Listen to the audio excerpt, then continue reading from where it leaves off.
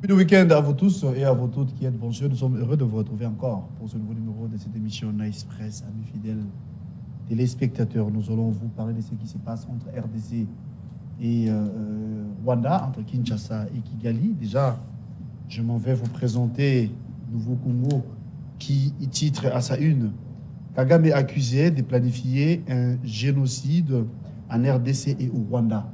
Ça, c'est le Nouveau Congo qui nous parle de ça. De l'autre côté, il y a Ouragan qui titre à sa une, bien évidemment.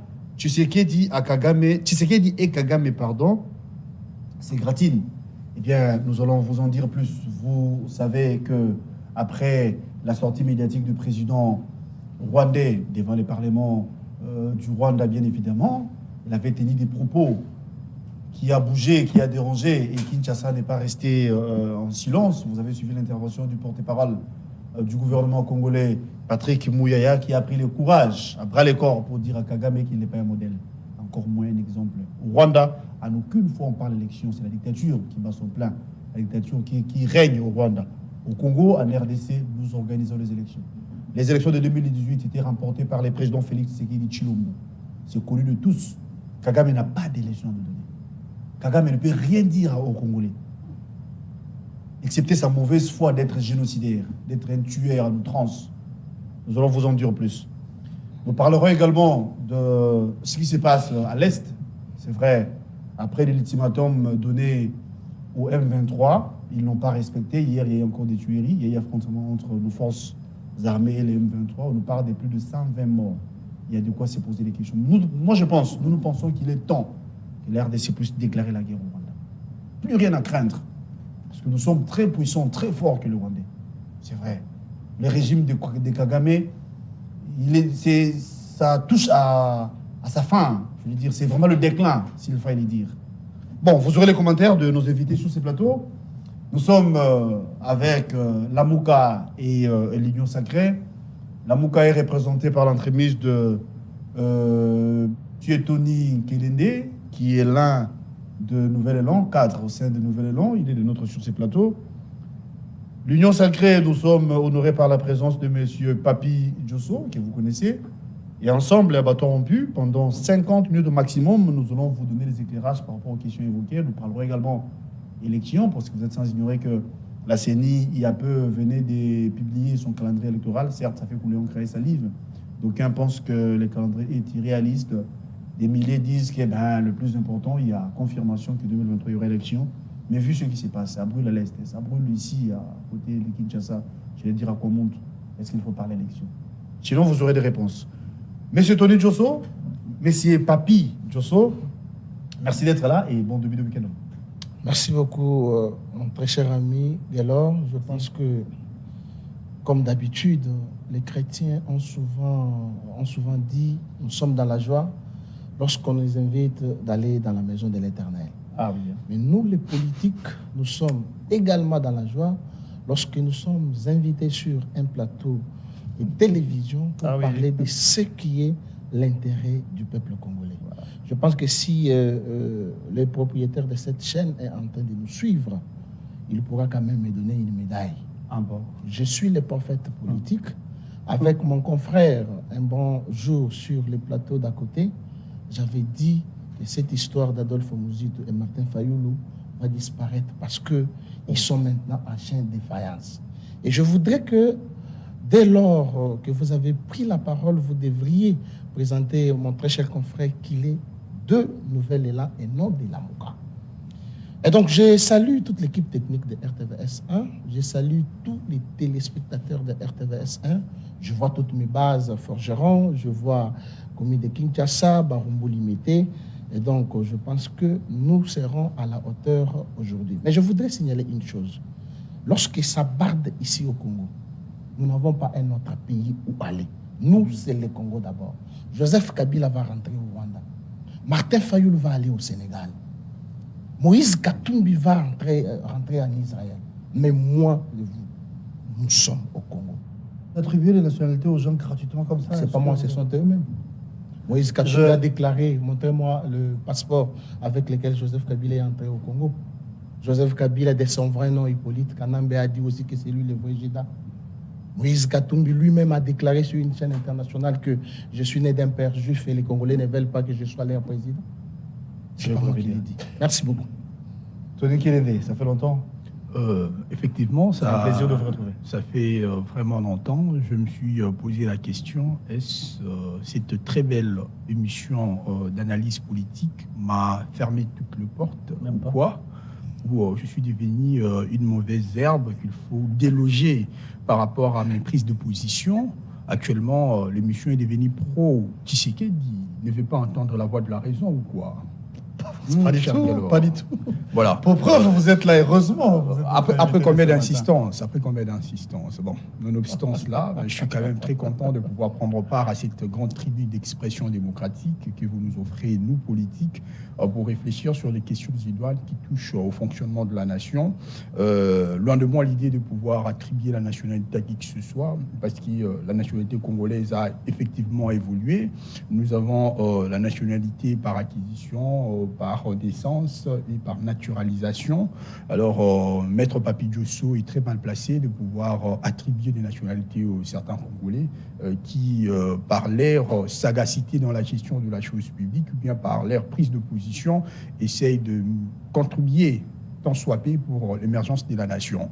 Alors, je pense que c'est un faux débat, le débat de la nationalité, parce que Jésus, il avait une nationalité bien connue, parce qu'il a commencé avec un passage biblique. Jésus avait une nationalité bien connue, mais cela ne l'a pas empêché de pouvoir mourir pour l'humanité. Moi, je pense que nous sommes dans un monde qui tend vers un village planétaire, attribué, en fait, c'est cramponné sur la question de la nationalité et c'est de discréditer notre rationalité en tant qu'intellectuel. Alors, moi, je pense que c'est mieux de pouvoir s'atteler sur des questions qui sera posées ici, que c'est laissé volatiser par des sentiments de populisme.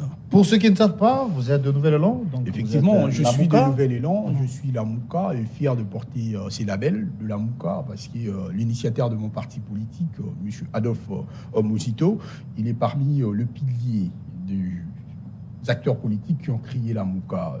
Loin de moi l'idée de pouvoir arroger la paternité de la Mouka, parce qu'il était parmi les premières personnes, avant les élections de 2018, qui a approché ses frères, question de pouvoir monter une stratégie pour chasser M. Kabila au pouvoir, chose qui a abouti par la désignation de M.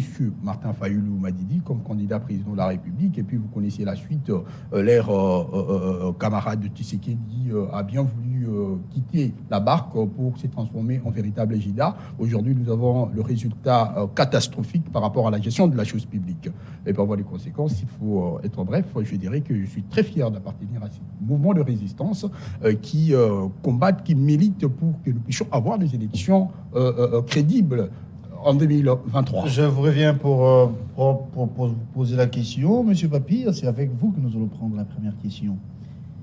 Vous avez sans doute suivi les propos qu'avait tenus le président rwandais. La réaction de Kinshasa, vous en savez quelque chose, par l'entremise bien sûr du porte-parole du gouvernement, ministre de l'Information Patrick Mouyaya. Nous sommes Congolais, tous convaincus, indignés par rapport aux propos de Paul Kagame, parce qu'il n'a pas les leçons à nous donner. Sinon, quelles sont vos analyses par rapport à ça? Quand il dit que le Rwanda est brillant, le Rwanda a beaucoup de préoccupations. Pour une nation qui prépare les élections, il n'y a pas lieu de chercher des problèmes, il n'y a pas lieu de faire la guerre, il n'y a pas lieu de s'attaquer au Rwanda, alors que, au Rwandais allais-je dire, alors que c'est le Rwanda qui nous fait du mal. Merci beaucoup, monsieur le journaliste Gaylor. J'allais oublier la coutume. Je suis maître Papi Diosso Ngandoumouin de la Bouinda, troisième intellectuel de Kabeya Kamara et prophète politique. C'est qui le deuxième alors? Non, là, je vous dirai après. Je suis le coordonnateur national d'une structure qui soutient le chef de l'État, qui est l'ESED. L'ESED signifie Ensemble des Congolais pour un État de droit. Je vous ai suivi avec attention et j'ai suivi également mon co-débatteur, que je salue parce que lui ne l'a pas fait. Ça fait un bout de temps que nous ne nous sommes pas rencontrés sur ce plateau. Alors qu'il est fils maison, il s'est plaint de n'être pas être invité pendant un moment. Il attribue cette histoire à l'IDPS. Alors que moi également, je fais plusieurs mois sans être invité ici. Par rapport à ce qu'il dit, j'attribue la nationalité à certaines personnalités politiques. Il me sera difficile peut-être de commencer cette émission et d'en finir sans citer quelques noms de personnalités politiques qui ont eu à gérer ces pays. Ce n'est pas moi qui l'ai dit, ce sont eux-mêmes, ce ne sont pas mes propos. Moi, je n'ai fait que relayer les propos que Moïse Katumbi, Joseph Kabila et Martin Fayoulou et même se disaient, ce n'est pas moi.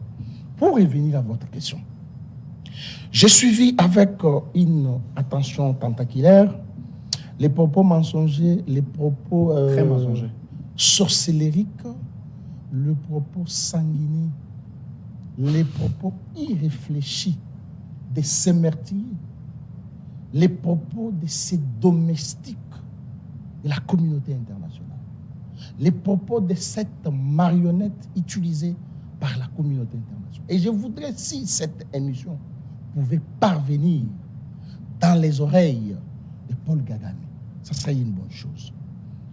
Mon cher journaliste, il a fallu attendre que Tshisekedi arrive au pouvoir pour que nous découvrions la traîtrise des soi-disant opposants. Il a fallu que Tshisekedi arrive pour que la population congolaise découvre la malhonnêteté de la communauté internationale. Il a fallu que Tshisekedi arrive au pouvoir pour que nous découvrions une fois de plus la vraie face du Rwanda. Donc, on ignore que nous sommes sur le plateau de télévision en disant c'est le Rwanda qui agresse la RDC sous couvert de cette malheureuse communauté internationale. Et avant-hier, je même fait un appel que si nous pouvons jeter toutes les cibles oranges, parce que nous avons aussi découvert que la France est un allié hypocrite. Dans ses propos, devant son Parlement, où on a fait plusieurs années sans élection, mais il s'est fait donner des leçons.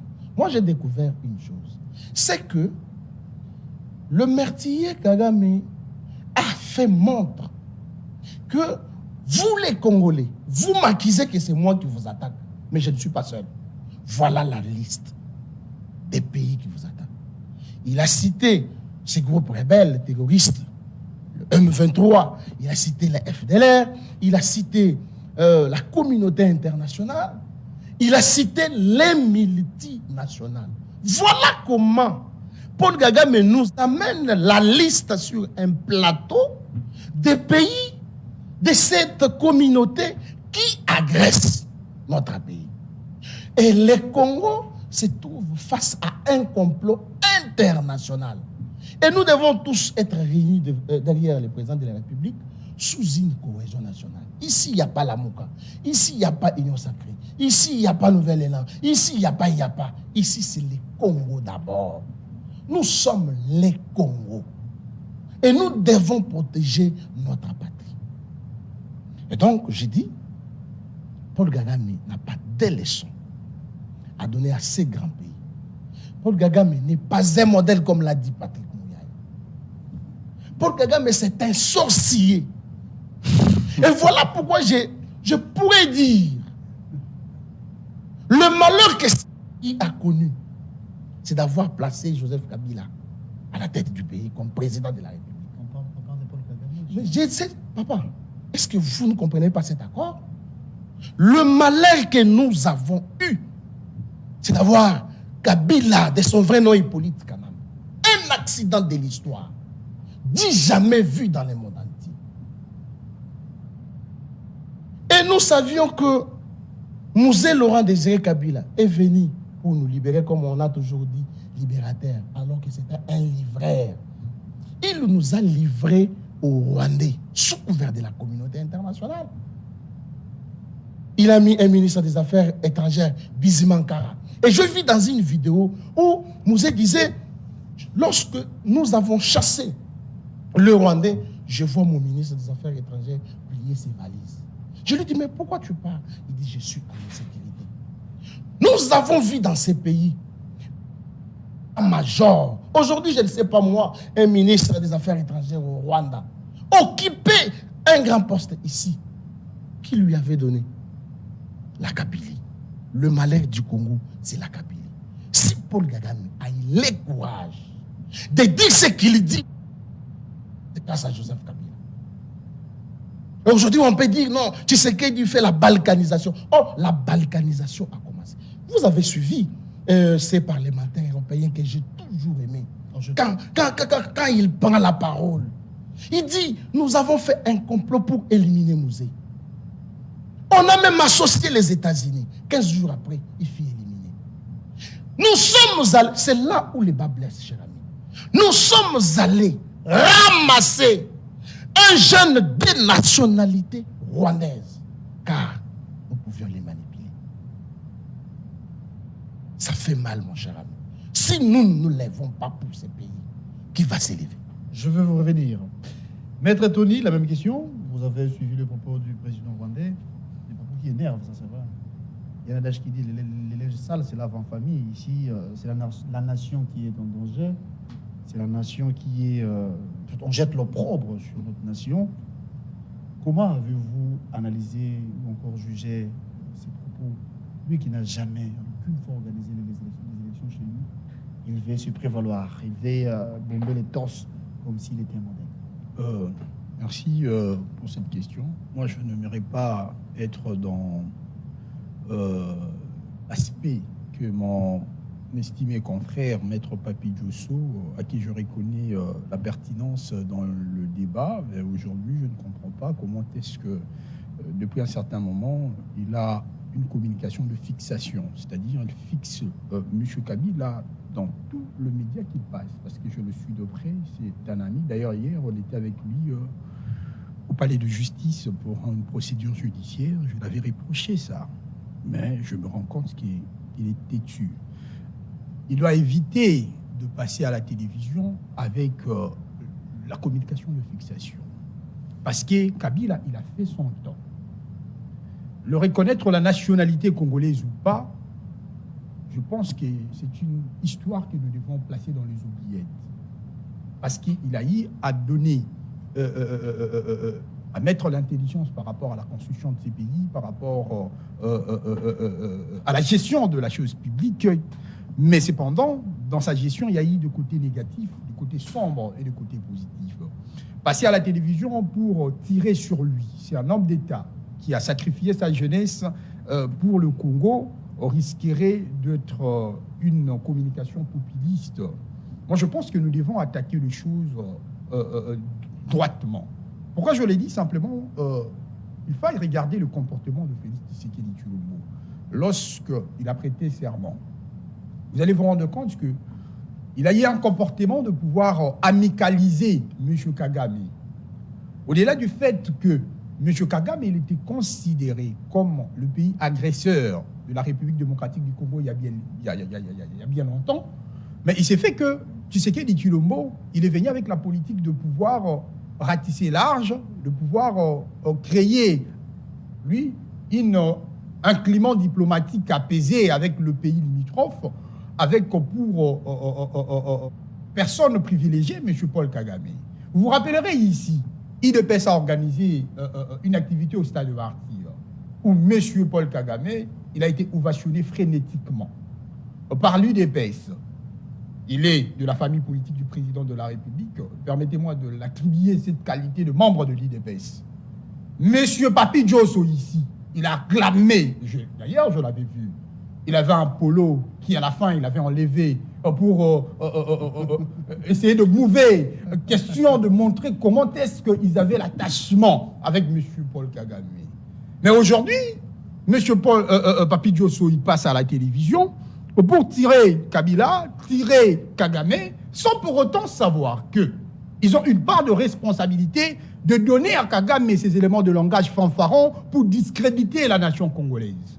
Moi, je ne suis pas dans la question de l'approche des élections, parce que c'est une question aussi importante qu'il faille discuter dans cette émission, mais je suis dans l'approche de pouvoir discréditer la nation congolaise, de pouvoir démontrer que le Congo, c'est un pays qui essaye d'utiliser le point de culpabilité ou bien de se victimiser par leur agression. Vous comprenez un peu l'aspect où j'essaie de poser ma réflexion.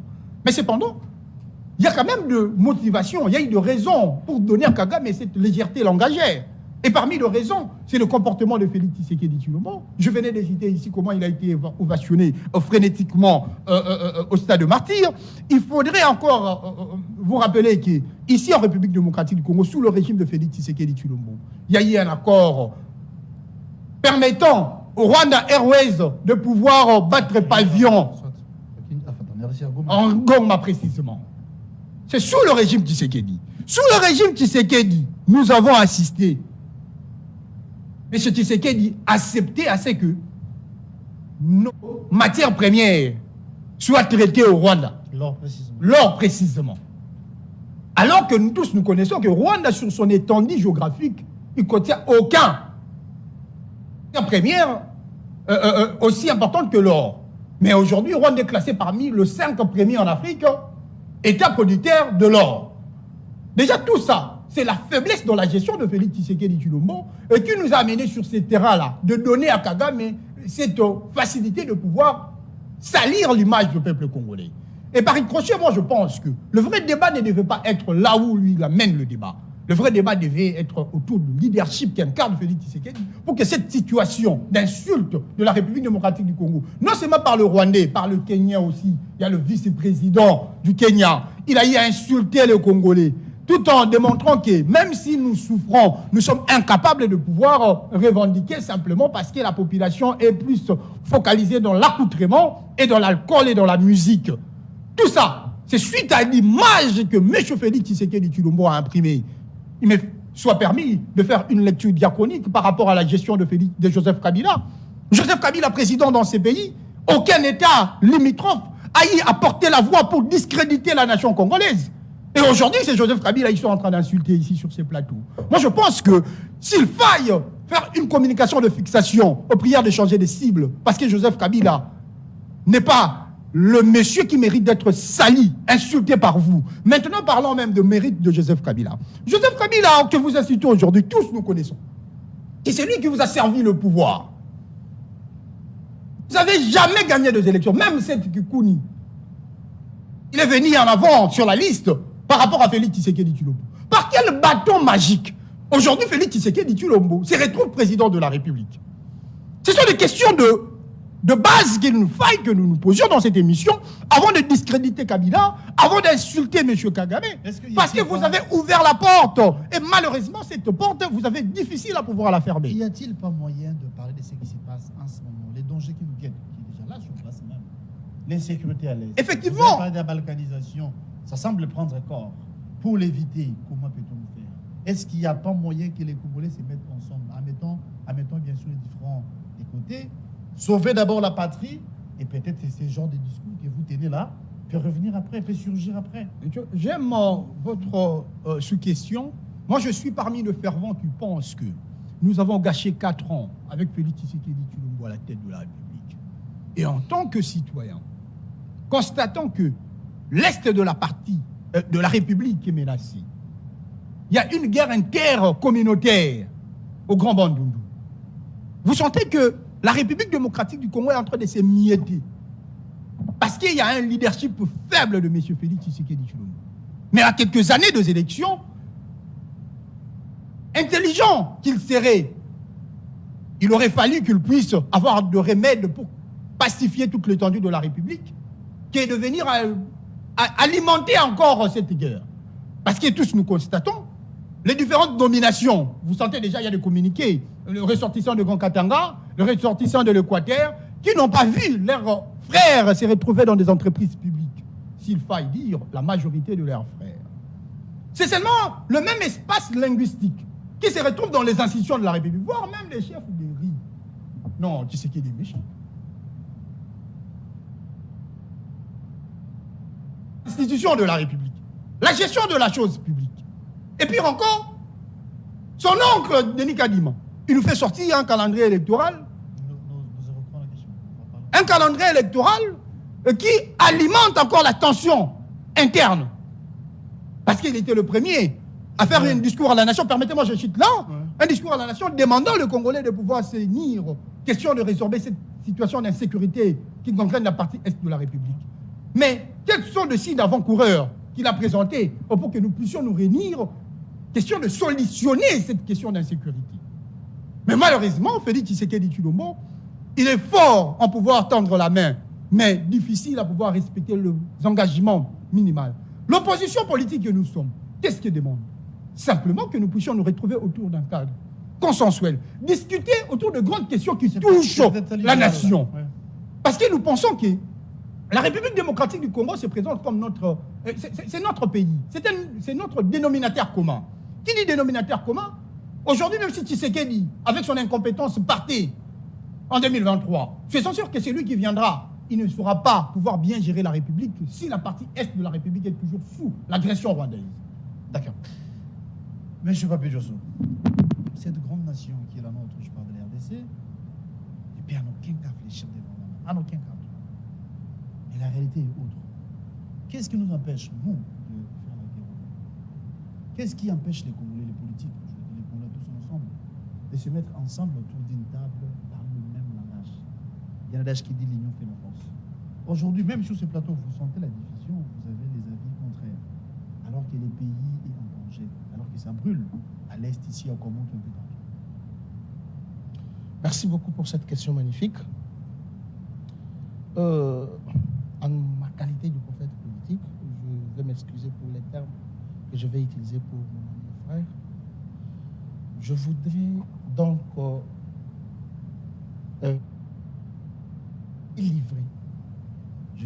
délivrer les propos mensongers, les toïboui, le bluff, les charabia, les sabasaba.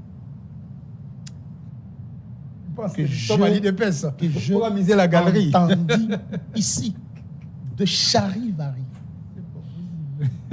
La première des choses, mon très cher ami me dit, j'ai une communication de fixation. Mais les téléspectateurs peuvent maintenant voir, entre nous deux, qu'il y a une communication de fixation. Il se focalise sur Félix Tshisekedi. N'est-ce pas une communication de fixation? Il dit, Félix Tshisekedi a amicalisé les Rwandais. Vous savez, lorsqu'un président de la République est élu, il a sa politique. Le fait de dire que le Rwanda est un pays ami, ce n'est pas un péché.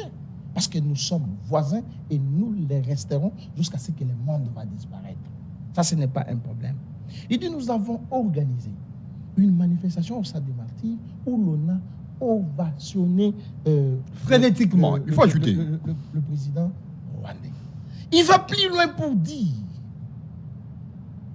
qu'il m'a vu en polo. J'ai même... Que vous étiez là au stade. Qu'il a enlevé d'ailleurs. Nous sommes régis par une déontologie. L'avocat a les devoirs de délicatesse, il a les devoirs de probité.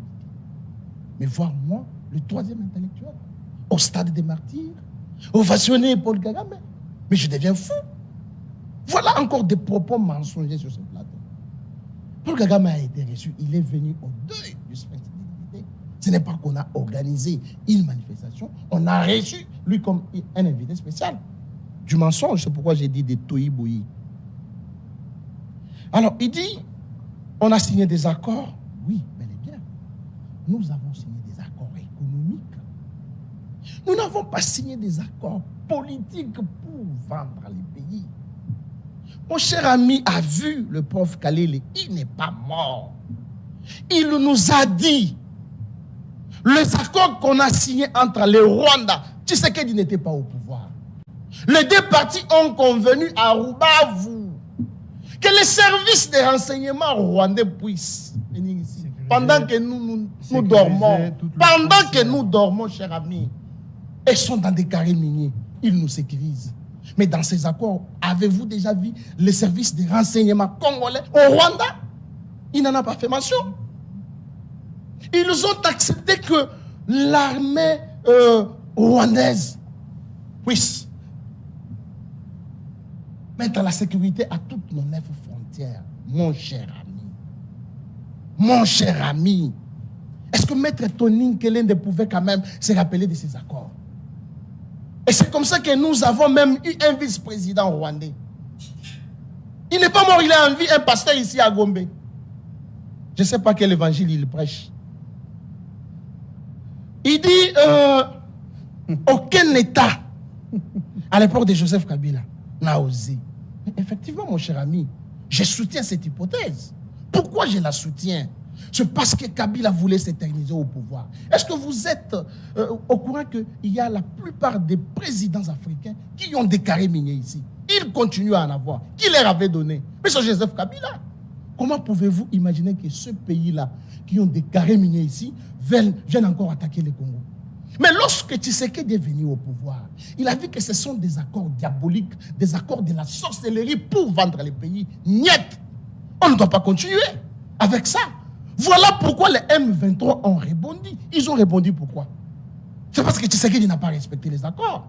Les M23 que vous dites, oh non, Kabila les a défaits en 2013. Ils ont fait un communiqué que nous ne sommes plus forts pour agresser l'État congolais. Ils sont devenus un parti politique. Dites-moi, qui a agréé ces partis politiques? Tshisekedi était président. C'est un parti politique. Le M23, c'est un parti politique, membre du FCC, votre allié actuellement. Qu'est-ce que vous dites au Congo? Bonjour, membre de l'Union sacrée, encore certains. Ce n'est pas les membres de l'Union sacrée. Si tel était le cas, c'est que c'est nous qui leur avons accordé l'agrément. Mon cher ami, il a parlé beaucoup de choses. Il me dit, j'attribue la nationalité. Pour venir à votre question. Mais ici, lui, Tony Kelende, donneur de leçons sur ces plateaux, il dit, Denis Kadima, c'est l'angle de Félix Tshisekedi. Voyez un autre dérapage. Communication de fixation. Vous pouvez démontrer à la population congolaise que Denis Kadima, c'est l'angle de Félix Tshisekedi. Un mensonge pire et simple. J'ai lancé un appel ici. Que tous, nous devons oublier nos appartenances politiques. Ici, c'est le Congo. Ici, il n'y a pas la Mouka. Ici, il n'y a pas, je ne sais pas moi qui, Fayoulou, Mozito, Kabila, ainsi de suite. Ici, c'est le Congo d'abord. Et j'ai même dit ici, si ça barde, mon ami Kellor, ils vont retourner chez eux. Nous n'avons que le Congo, le pays qui nous a été légué par nos ancêtres. Nous n'avons pas un autre pays.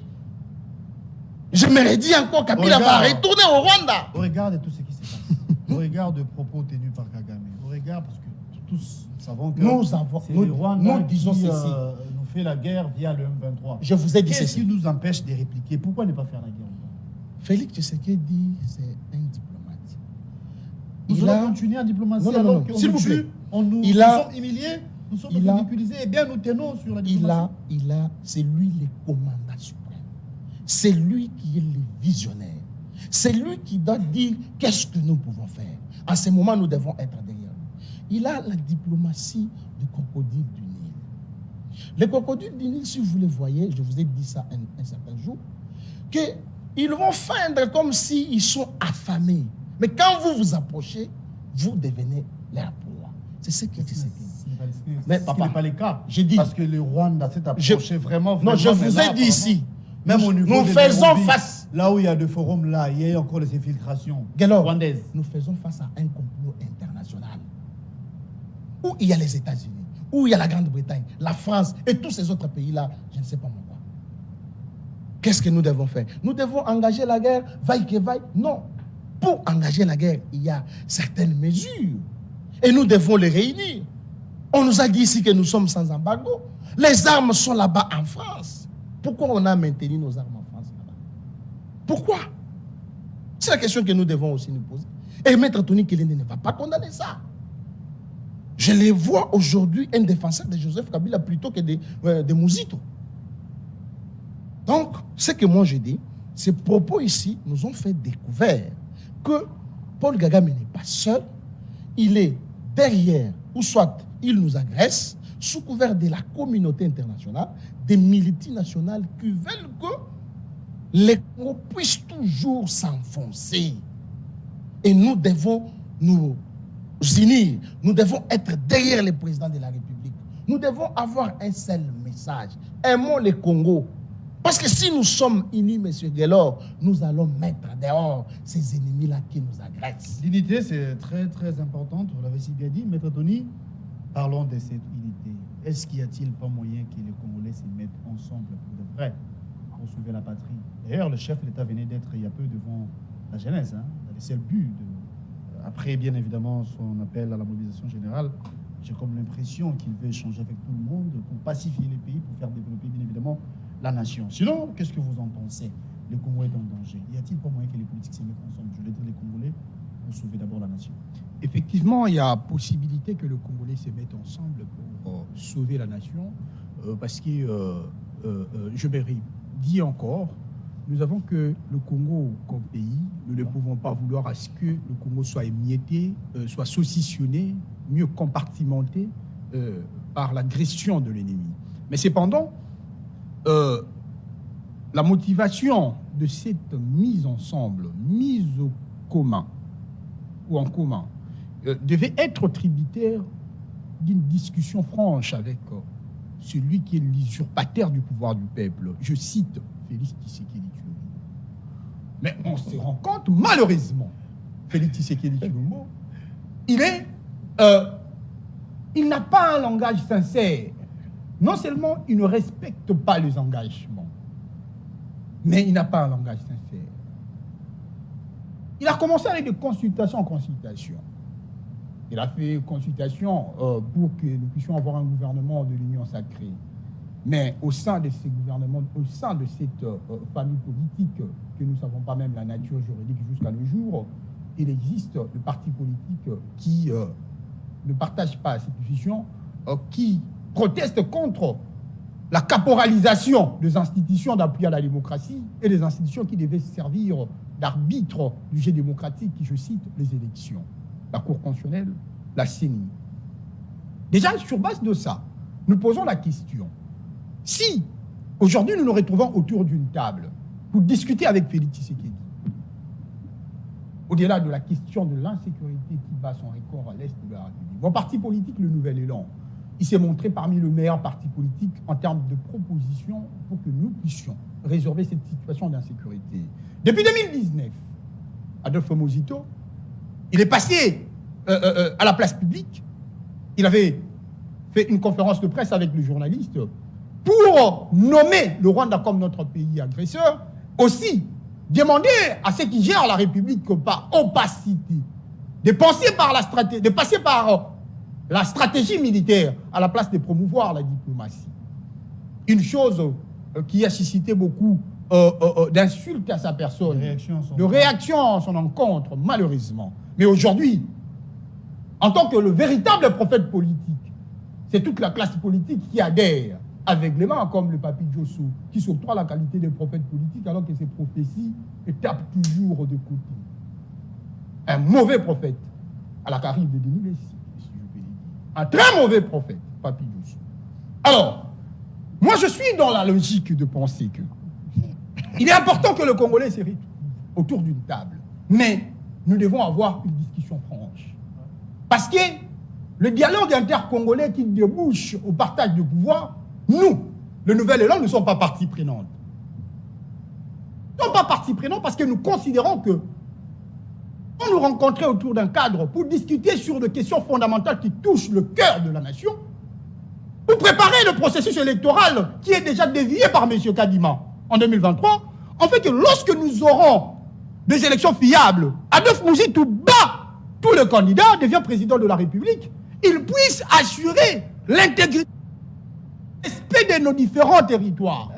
Mais malheureusement, Tshisekedi, sachant qu'il est impopulaire, il commence à créer des choses pour parler d'une... en fait, pour essayer de discuter avec la classe politique, de demander que tous nous soyons derrière lui, alors que lui n'a pas même une vision pour gérer ne serait-ce qu'une avenir. Mais s'il faille parler de la question où il a mobilisé le jeune, de quel jeune s'agissait là-bas? C'était des papas de 75 ans, le Bahati, le Mosso, des gens qui sont dans leur ménopause politique. Il y a eu des Thierry Monsenepo.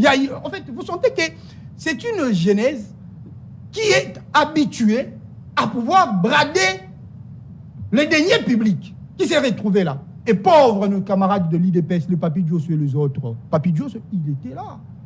On a refusé qu'il rentre. Alors qu'il crie matin, midi, soir dans les différents médias, au nom et pour le compte de Félix Tshisekedi Tshilombo. Vous dites des choses. Mais il est là, il va d'ailleurs fustiger l'organisation, s'il est sincère, parce qu'il a fait ça hier avec moi au palais de justice. Alors, jeunesse, quoique étant membre de l'UDPS, mais qui ont scandé, je cite par là, pour demander à Tshisekedi de pouvoir, je paraphrase, Tshisekedi, Oyebela, Mandé Sili. Des groupes de jeunes, ils étaient au nombre de 20 et qu'ils ont faufilé pour entrer en plein désespoir de leur vie. Les manipuler, en fait. Non, ce groupe de 20 là, c'était de patriotes qui n'ont pas accepté le dictat que l'UDPS avait imposé dans la salle. Ils ont quand même scandé et la chanson a été entendue. Et le peuple congolais et la communauté internationale a écouté. Et Tshisekedi doit être prêt pour savoir que Manda et Sili, effectivement, en 2023, nous devons avoir les élections pour qu'il dépose le tablier, qu'il entre dans le camp des anciens présidents de la République, parce qu'il n'a plus rien à donner pour le peuple congolais. Papi Diosso, 6 minutes. C'est un risque de conclusion en même temps cette dernière question en rapport avec les élections, puisqu'il a dit que Manda et Sili, la CENI venait de publier les calendriers pour nous rassurer, pour nous prouver que 2023 il y aura élection. Certains disent que c'est un calendrier irréaliste. Il y a de ceux-là qui pensent qu'il y a une action de manœuvre pour tricher les élections. Je cite par exemple Jean-Marc Kaboulé, son parti politique, alors que nous avons pris cette position bien avant. Sinon, vous êtes union sacrée, que pensez-vous de ça? Est-ce qu'il faut parler d'élection alors que ça brûle, hein? Une forte tension sur le plan sécuritaire? Sinon, votre point de vue, 6 minutes, et la même question sera posée de ce côté, c'est par là qu'on va se quitter. Merci beaucoup. Laissez-moi une fois de plus délivrer les propos mensongers d'Itoyi Bouyi, de mon ami, que je ne reconnais pas aujourd'hui. Il dit Tshisekedi est un usurpateur. Un meilleur candidat de 2018 qui a remporté les élections et qui a même la confiance du peuple congolais. Moi, je vis une dame prier sur un homme qui était candidat. Et je me pose la question, cette prière était une malédiction ou une bénédiction? Je l'ai vu. Mais Félix Tshisekedi a remporté ces élections. Vous lui avez posé la question de la jeunesse congolaise. Tony Kelende dit, quelle jeunesse Félix s'était-il adressé? Mais que Tony Kelende me dise, ici sur ce plateau, pendant 18 ans, le pouvoir de 18 ans avait eu le temps de se mettre même autour d'une table avec la jeunesse, où les services de protocole n'ont même pas vérifié les questionnaires. Parce que nous savons qu'à 18 ans, s'il y a même un point de presse, les journalistes sont déjà... on attribue les questions et lui-même a des réponses à donner. Mais ce que nous avons vu avant-hier, qu'il me dise quel est le président de la République, quel est le président africain qui s'est adressé à la jeunesse. Et les questions ont été posées en toute quiétude. On n'a pas dit non, voilà.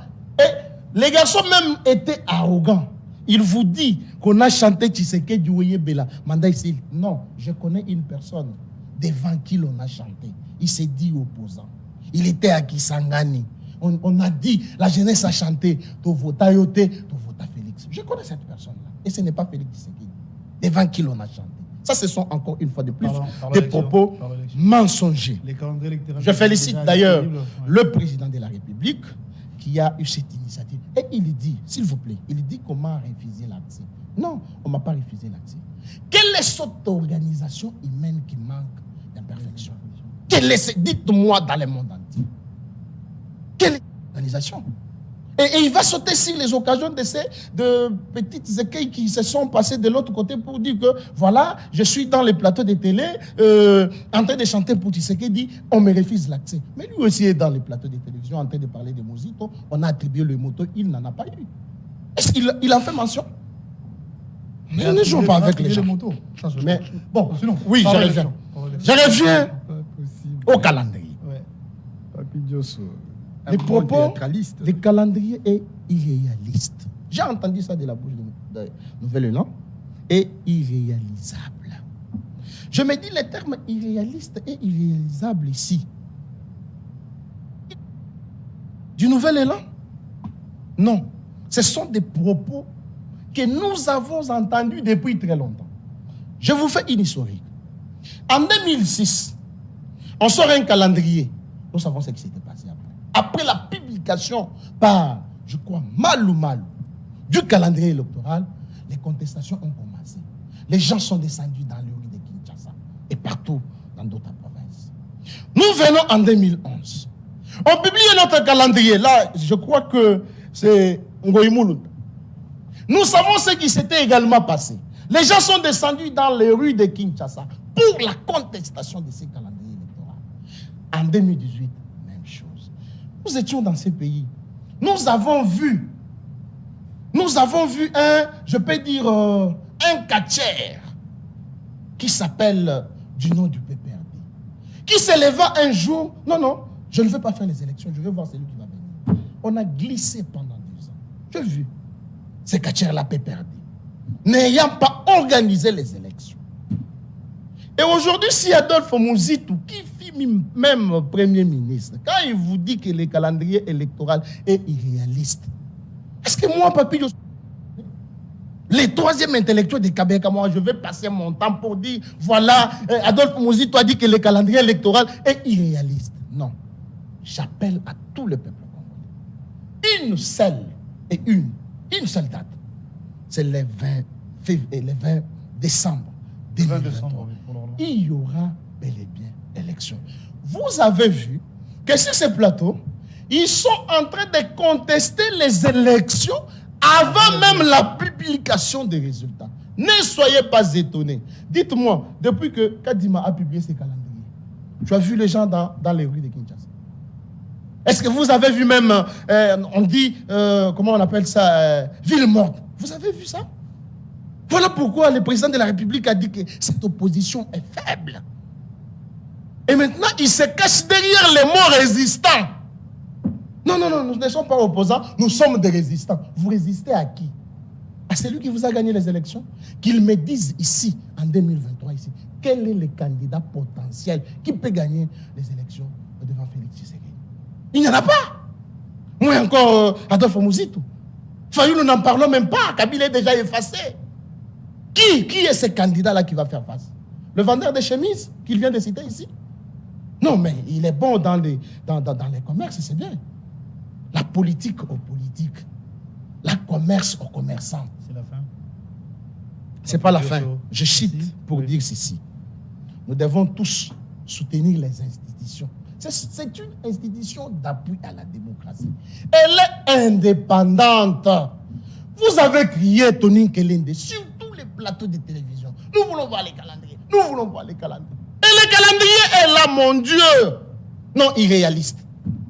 Une distraction pure et simple. Merci beaucoup. Je rappelle ici que vous êtes de l'Union Sacrée, Maître Papy Diosso. Merci d'être de nôtres ce matin. Merci d'avoir répondu à notre invitation. Partie remise, on peut vous retrouver prochainement à chaque fois que nous sommes toujours disponibles. Voilà, sincèrement, c'est un plaisir. Merci beaucoup. C'est moi qui vous remercie pour l'invitation. Merci beaucoup. Maître Tony Kelende, c'est avec vous que nous allons boucler la boucle. La question, c'est rapport avec les élections. La question, c'est rapport avec tout ce qui se passe au pays. Vous avez la parole pendant 5 minutes. Et c'est par là qu'on va se dire au revoir. Je perdu mon ami. Je perdu un monsieur pour qui j'avais confiance demain de gérer la République ensemble pour que les générations futures profitent de notre gestion. J'ai perdu un bon communicateur. J'ai perdu la lucidité d'un homme d'État, Papy Diosso. Papy Diosso, il passe à la télévision pour déballer les inepties. Pour ne pas dire des incongruités, parce que j'ai beaucoup d'estime à ta personne. Sinon, je le dirais. Il continue avec élégance. Non, j'aime cette dimension de prophète politique erroné. Commence à te donner même l'allure d'argumenter comme un pasteur. Non, mon cher, je serai ton premier fidèle qui va déballer au vu de tout ce que tu es un faux prophète. Il passe ici pour qualifier l'ancienne première dame, moi je cite nommément, Maman Olive Lémy, a prié sur Chadari. Et Chadari, aujourd'hui, il ne fait pas surface dans la scène politique. Mais il oublie qui? Maman Marthe. Je ne parle même pas de Maman Denise. Maman Marthe. Le fait pour son fils de devenir président de la République par tricherie a investi Maman Marthe de pouvoir religieux christianisme, de commencer à bénir le membre des partis politiques. Elle est forte, hein? Vous êtes en train de faire fatiguer maman. Si Maman Marthe mourra aujourd'hui, on va vous porter plainte, vous. En train de toucher la tête de tous les fidèles.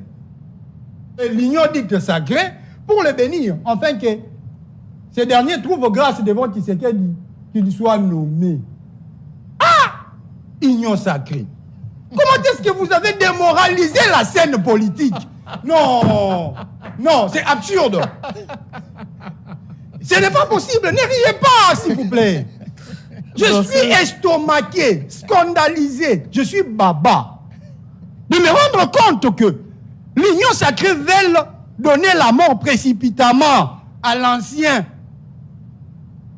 épouse, ou bien à l'ancienne épouse de papa Étienne Tshisekedi. Alors que tous nous connaissons le mérite de ces messieurs. Simplement parce que ils veulent se retrouver dans un remaniement que nous sommes en train d'écouter tantôt. Revenons à la question à part les élections, parce que c'est pas là qu'on va... La question des élections, je porte la voix de Nouvel Élan par crochet de notre leader, Adolphe Mozito. Avant d'argumenter, j'aimerais lui dire, Adolphe Mozito est candidat président de la République et il va battre haut les mains tout n'importe quel candidat, commençant par Tshisekedi Tshilombo, jusqu'au dernier candidat. Parce qu'en termes de production des idées pour le développement, le décollage de ces pays, nous n'avons pas trouvé un concurrent sérieux jusque-là. Nous attendons. Peut-être vous pouvez chercher une autre personne, parce que l'IDP c'est un grand parti politique. Il y a aussi des zéros en nombre. Alors, la question du calendrier électoral, nous continuons de le dire, que le calendrier électoral est irréalisable et irréaliste. Pourquoi nous le disons? Parce que, déjà en termes de répartition de différentes étapes que M. Kadima a eu à mettre à la place publique pour démontrer comment est-ce que l'enrôlement va se faire. Dans une république où nous avons plus de 100 millions d'habitants, M. Kadima nous dit que nous aurons 3 mois d'enrôlement. Après, dans ces mêmes enrôlements, regardez dans le point 6b, vous allez vous rendre compte qu'on ne parle pas seulement de l'enrôlement, on parle également de l'identification. Qui a d'identifier les gens? Alors, le rôle serait quoi? Vous sentez déjà comment est-ce que le pouvoir en place a lancé un calendrier électoral pour qu'il y ait des gens dans la rue, pour qu'il y ait une opposition farouche qu'ils ont incarnée plus de 32 ans en train de casser le bien public de l'État. Lorsqu'ils se rendent compte qu'il y a des politiques qui réfléchissent, qui émettent des propositions, pour que le pays quitte dans le gouffre que Tshisekedi est en train de mettre le pays, et ils disent que nous sommes une opposition à pété-pété. Nous ne sommes pas une opposition à pété-pété. Nous sommes par contre des républicains qui pensent que nous pouvons, en émettant des propositions, parce que le pays n'est pas une jungle. L'UDPS a trouvé le pays comme une jungle. L'UDPS, si on dire en les termes de personnes qui sont mortes suite aux manifestations que l'UDPS a fait. Aujourd'hui, c'est le fils biologique de papa Étienne qui se retrouve président de la République, incapable de remettre même l'ascenseur à la famille de ceux qui sont morts. Rossi Mukendi, combien de fois Tshisekedi va encore voir le fils de Rossi Mukendi? C'est la fin de cette émission. C'est une question que tu répondras jamais. Maître Anthony, merci d'être venu. Je rappelle ici que vous êtes de Nouvel-Élan, vous êtes de la Mouka. Merci d'avoir répondu à notre invitation. C'est moi qui vous remercie. Merci à vous également. Merci beaucoup. Merci. C'est la fin. On va vous retrouver le lundi pour un nouveau numéro. On va recevoir Alain Bourgeois et un cadre de l'UDPS. Vous serez fixés. Demain, ce sera la rediffusion de ce numéro. À 18h, encore la rediffusion de ce numéro. Les internautes, abonnez-vous à Express Télévision. D'ailleurs, pour ceux qui ne savent pas, nous sommes jusqu'ici en direct sur YouTube, RTVS 1, sur des réseaux sociaux, je vais dire Facebook. Abonnez-vous massivement, ça nous fera du bien. À mes invités, merci pour la disponibilité. Retrouvons-nous lundi pour un nouveau numéro, mais du moins, je vous ai donné 2 heures de rediffusion. Ce soir déjà à 18h, demain encore à la même heure. Et lundi, ça sera un nouveau numéro. Bon, tous les programmes sur nos antennes. Merci à la réalisation de Brandon Milalou. Merci à Tonton et Bongo. Il y a Pichu Kokola, merci à toi. Merci également à Guillaume Dzinga, via Zongiriko. Merci beaucoup. Au revoir et à la prochaine.